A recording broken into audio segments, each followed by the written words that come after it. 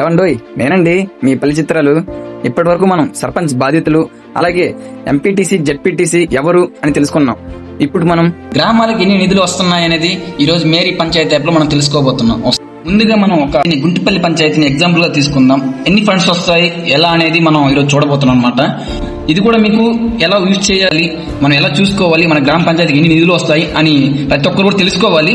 రాబోయే రోజుల్లో ఇది మన భవిష్యత్తులో చాలా మార్పులని చేర్పుల్ని తీసుకురాబోతుంది. సో ఈ రోజు మనం కన్స్ట్రక్షన్ ఆఫ్ రోడ్స్ చూసుకున్నట్లయితే 2024-25 చూసుకుంటే 5 లక్షలు కన్స్ట్రక్షన్ ఎక్స్పెండిచర్ అయినట్టు మనం చూసుకున్నాం. ఇక్కడ ఇమేజ్ ఒకసారి చూద్దాం. రోడ్డు ఇది రోడ్ అనమాట. రోడ్డు అదనమాట రోడ్. రోడ్డు అసలు సార్ మనం ఇక్కడ creation of new source of drinking water, దీనికి ఖర్చు అయింది 1,50,000. దానికి 1,47,159 రూపాయలు అయినట్టుగా వాళ్ళు ఎక్స్పెండిచర్ చెప్పారనమాట. పడ్డది కూడా అయితే బిల్లు. ఇమేజ్ ఏంది, ఇది ఉంది డ్రింకింగ్ వాటర్ అంటే అది అయింది. డ్రింకింగ్ వాటర్ ఉంది అక్కడ. ఫుడ్ ఏదో పెట్టారు, ఏదో జరగాలి, ఏదో పెట్టబోయే అది పెట్టుంటారులే. మిస్టేక్ అనుకో, మిస్టేక్ పెట్టినా బిల్లులు పడతాయా?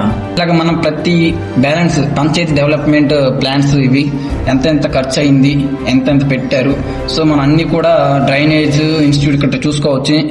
Institutional toilet, motor pump, road CC. ఒకసారి రోడ్ సీసీ అనేది ఎక్కడెక్కడ వేశారు, ఇమేజెస్ అనేది మనం ఒకసారి గమనిద్దాం.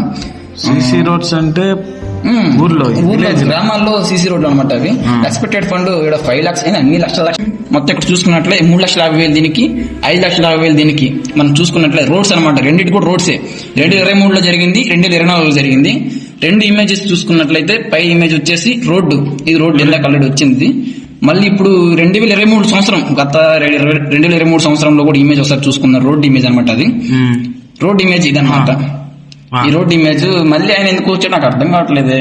సరే అది పక్కన పెట్టిద్దాం. ఇది వేరే విషయం. కొత్తపోయి ఏదో సంథింగ్ సిగ్నల్స్ సర్వర్స్ ఇష్యూస్ వల్ల అవి పంచాయతీ యాప్ అనేది ప్రతి ఒక్కరు ఓపెన్ చేసి చూసుకోవచ్చు. డైరెక్ట్ గా మీరు పంచాయతీకి వెళ్ళి అడగాల్సిన అవసరం లేకుండా మన ఆన్లైన్ లోనే చూసుకోవడానికి అవకాశం ఉంది. మొబైల్లో మనం ఎలా ఓపెన్ చేసుకోవాలనేది మేరీ పంచాయతీ యాప్ నుంచి చూద్దాం ఒకసారి. ఇలాగా డైరెక్ట్ గా మనం మొబైల్లోనే చూసుకోవచ్చు. ఇది మేరీ పంచాయతీ యాప్ పైన డిస్క్రిప్షన్ లాగా వస్తుంది అనమాట. ఇది ప్రొఫైల్ ఇలాగా మన సైన్ చేసుకుని ఫోన్ నెంబర్ రిజిస్టర్ చేసుకుంటే డైరెక్ట్ గా మన పంచాయతీ యొక్క డీటెయిల్స్ కానీ అన్ని కూడా చూసుకోవచ్చు. గ్రామ సభలు ఎప్పుడెప్పుడు జరిగాయి, ఏమేమి నిధులు పడ్డాయి, ఎక్కడ నుంచి అన్ని నిధులు వచ్చాయి, ఏమేమి జరిగాయి, పనులన్నీ కూడా నేరుగా మనం ఇందులో తెలుసుకోవచ్చు అనమాట.